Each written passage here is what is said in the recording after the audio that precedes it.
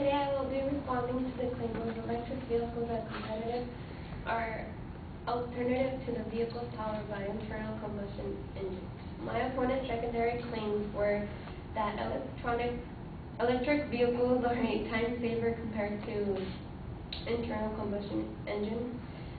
Second, electric vehicles offer an economic advantage. And third, that electric vehicles are more reliable. First, the opponent says that electric vehicles are a time saver and can be charged at home. The opponent does not provide information about the charging time, so the audience does not know how long it takes for an electric vehicle to be fully charged.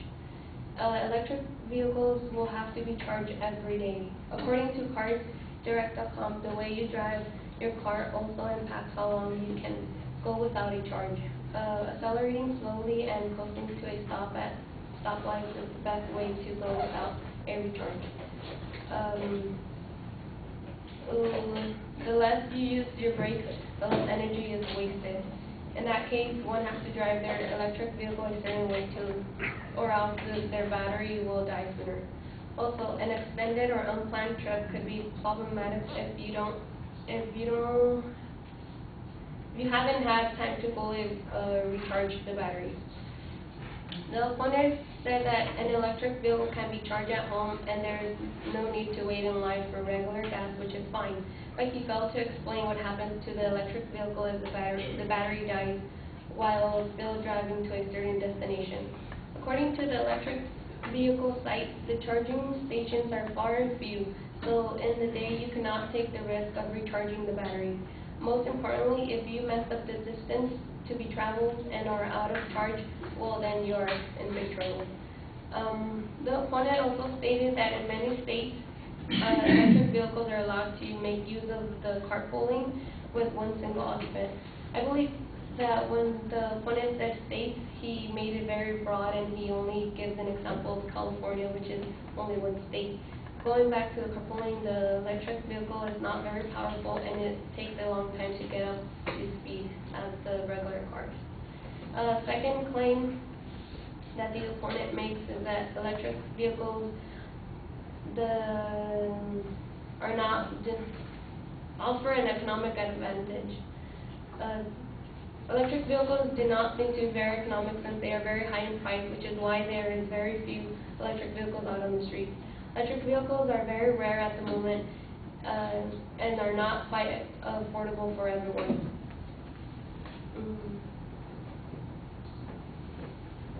The opponent talks about economic advantage, however, he fails to talk about insurance for these types of vehicles. Auto insurance is uncertain about the accident repair.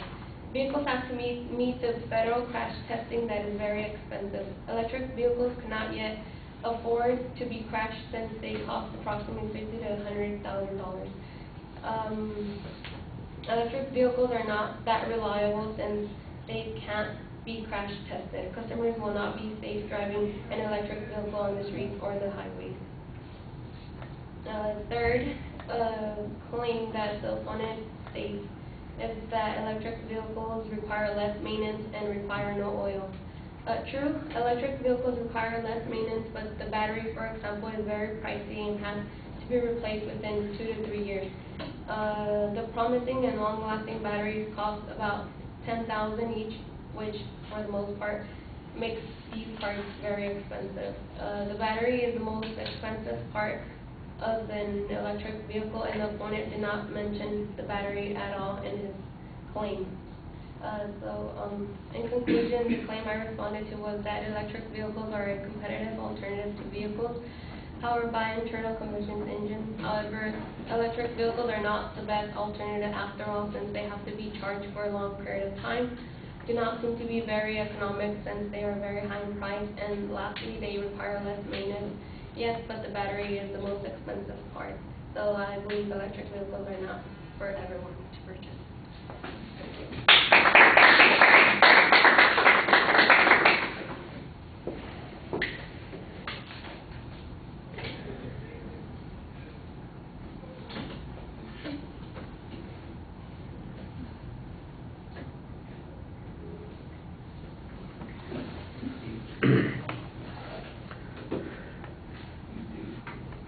All right, you label the main and secondary claims, but there's just a lot of reading, and you need to engage a little bit more because it all starts running together after a while.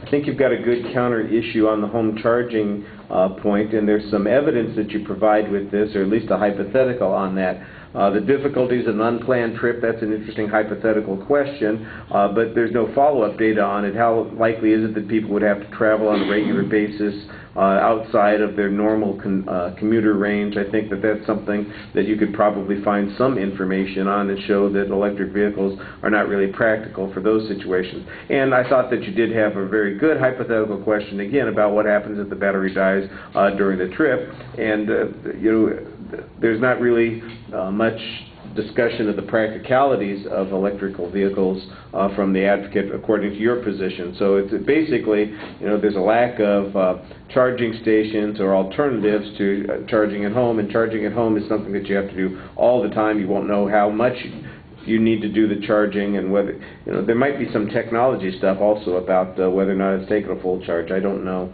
I assume that they're going to be at least as sophisticated as an iPod, so they'll tell you how much charging they've actually had. The challenge on the carpool issue is just a cheap press. It doesn't really get you anything. You don't have any evidence on that point yourself. Point number two, there's a discussion about some liability issues and crash testing, and it sounds like there might be an idea here, but I didn't hear any evidence on it. I'm not sure that the cars have to meet a different standard depending upon the nature of the engine. If they meet all the other standards and it's just the engine that's different, why would they have to do a separate kind of crash testing? Except for the cost replacement issue, which I think is what you get to as the main bugaboo here at the end. And you do want to cite your sources on the cost for replacement of a battery, and that it's going to need to be replaced every 2 to 3 years. I hate the idea of replacing a lamp on my television set every 2 to 3 years, and it irritates me. All right. It's not that much, $10,000, Jimmy Crickets. All right. 1, 2, 3, 4.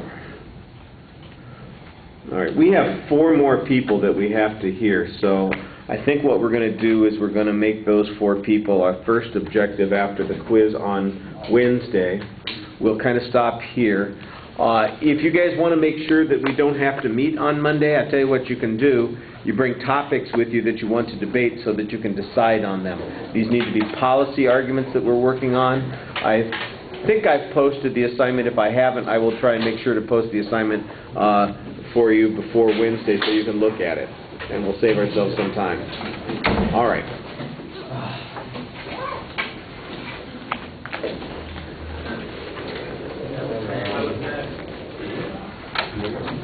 Can you keep this copy, please? Because that copy does not have my name on it.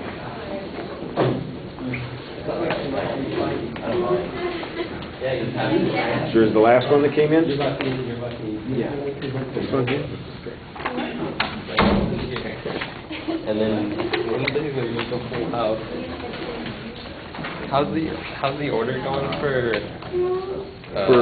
the people? I'm one of them. I got Eric next, then Roman. Then me. Okay. There you go. And then Susan, and then Sid. I'm just curious if I could get my clues back as well. Yeah. I think so. Okay.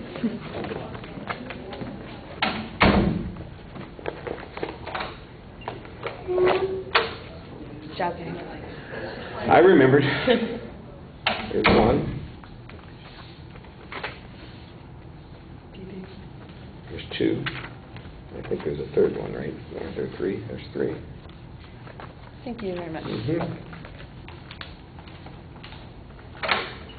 Mm-hmm.